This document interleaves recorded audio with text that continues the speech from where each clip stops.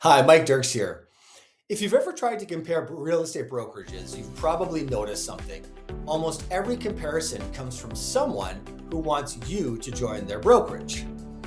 That doesn't automatically mean the information's false. Many people genuinely believe in the brokerage they represent and want other agents to experience the same benefits. But it does raise an important question. Am I being educated or am I being recruited? Because when the person explaining your options benefits financially if you switch, even accurate information can be presented with a certain amount of bias. So in this video, I'm going to show you how to evaluate brokerage comparisons more objectively, recognize when important context is missing, and conduct better research before making a decision. And near the end, I'll share one question that can quickly change the tone of almost any recruiting conversation. The real estate industry is filled with brokerage comparisons. You'll see compensation charts, fee calculators, revenue sharing projections, stock or equity examples, training schedules, and testimonials from successful agents. The problem is that the person presenting the information is usually connected to one of the options being compared. They may be an owner, manager, recruiter, team leader, or agent who receives some form of benefit when another agent joins. Again, that doesn't make them dishonest. Many recruiters sincerely believe in their brokerage. They may have had a great experience and want other agents to benefit from the same opportunity.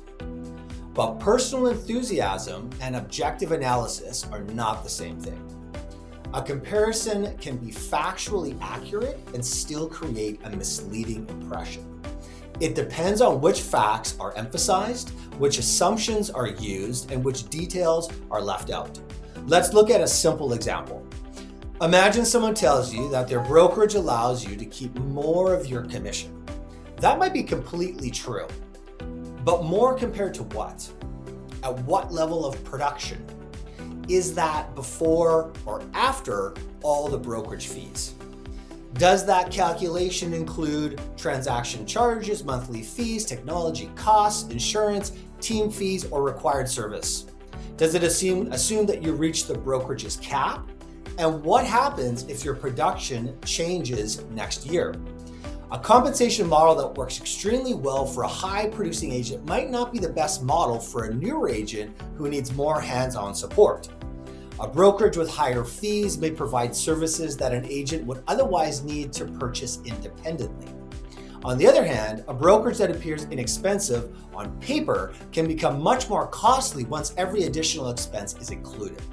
That's why asking which brokerage has the best split usually isn't enough. A better question is this: what is the total value of this brokerage for the kind of business I actually operate? One of the easiest ways to evaluate a comparison is to pay attention to what isn't being discussed. If someone talks about commission, ask about expenses. If they talk about expenses, ask about support. If they talk about support, ask who provides it, when it's available, and how quickly someone responds when you have an urgent problem. If they talk about training, ask whether it's practical, current, and easily accessible, or whether it's simply sitting inside a large video library. If they talk about technology, ask which tools are included, which ones cost extra, and whether you're required to use them. If they talk about culture, ask what the culture looks like when an agent is struggling or when something goes wrong. Great culture is easy to promise, it's much harder to measure.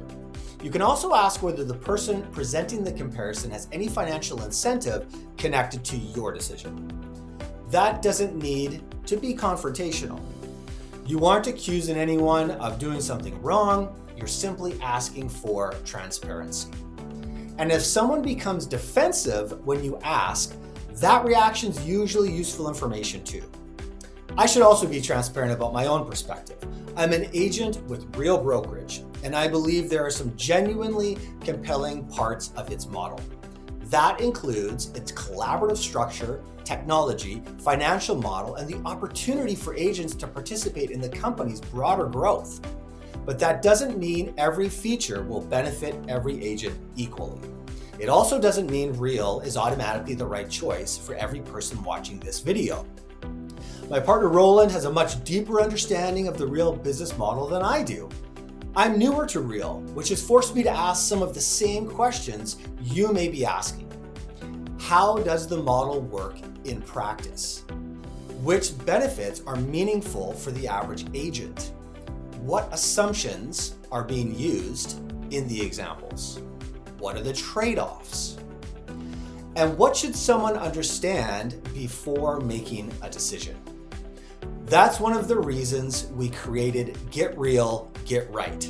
We want to talk openly about the advantages of Real, but we also want to separate those advantages from exaggerated claims and unrealistic expectations. Trust doesn't come from pretending you don't have a perspective. It comes from disclosing your perspective and showing your work. Here are 4 things I recommend doing before accepting any brokerage comparison. First, separate facts from projections. A commission split is a fact if it appears in the brokerage agreement. A projection showing how much you could earn from revenue sharing is not a guaranteed outcome. An equity program may be real and potentially valuable, but any estimate of its future value depends on assumptions that can change. Whenever you hear words such as could, potentially, or up to, slow down and ask what would need to happen for that outcome to become real. Second, request the complete cost structure. Don't evaluate one attractive number in isolation. Ask about monthly costs, transaction charges, required purchases, insurance, technology fees, and any costs associated with leaving. Then compare the total annual cost based on your actual production, not the production level used in the presentation. Third, speak with more than the brokerage's biggest success stories. Successful agents can provide valuable insight, but they may not represent the typical experience. Ask to speak with someone whose production, market, and business model resemble yours. If possible, speak with an agent who joined recently and someone who decided to leave. You'll often learn more from the differences between those experiences than you will from another polished presentation. Fourth, ask about the limitations. This may be the most revealing part of the entire conversation. Ask the person, who is this brokerage probably not right for? A thoughtful representative should be able to answer that question. Every brokerage model has trade-offs. Some agents need a physical office. Some want frequent in-person supervision. Some expect their brokerage to provide leads. Other agents prioritize autonomy, lower overhead, collaboration, equity opportunities, or the ability to build relationships across different markets. There's no credible business model that is perfect for everybody. If someone can't identify a single limitation, you probably aren't hearing an objective analysis. You're hearing a pitch. At Get Real, Get Right, our goal isn't to pretend that every brokerage is identical. They aren't. We're also not going to hide the fact that we see meaningful advantages in the Real model. But when we compare Real with another brokerage, we want that comparison to be genuinely useful. That means explaining our sources, identifying our assumptions, and recognizing when the answer depends on the individual agent. Whenever possible, we'll distinguish between verified policies, personal experiences, marketing claims, financial projections, and opinions. Those things shouldn't be treated as if they all carry the same weight. We'll also encourage you to do very important information directly with the brokerages involved, especially contractual terms and anything affecting your compensation. Brokerage models change, fees change, programs change. Your individual agreement may also differ from another agent's agreement. So, can you trust a brokerage comparison from someone who is recruiting you? Sometimes yes. But trust shouldn't depend on whether the presentation sounds confident or exciting. It should depend on transparency, verifiable information, and whether the person is willing to discuss the drawbacks as openly as the benefits. The next time someone shows you a brokerage comparison, ask this. What part of this comparison would one of your competitors challenge? That question forces the conversation beyond the presentation. It gives the person an opportunity to acknowledge missing context, assumptions, and areas where reasonable people may disagree. Their answer or their unwillingness to answer could tell you more than the comparison itself. If you're researching Real Brokerage or comparing different options, subscribe to Get Real, Get Right. We're going to examine the models, numbers, contracts, and practical realities of changing brokerages without pretending that a major career decision can be reduced to a recruiting graphic. Get real information, ask better questions, and make the decision that's right for you. Thanks for watching.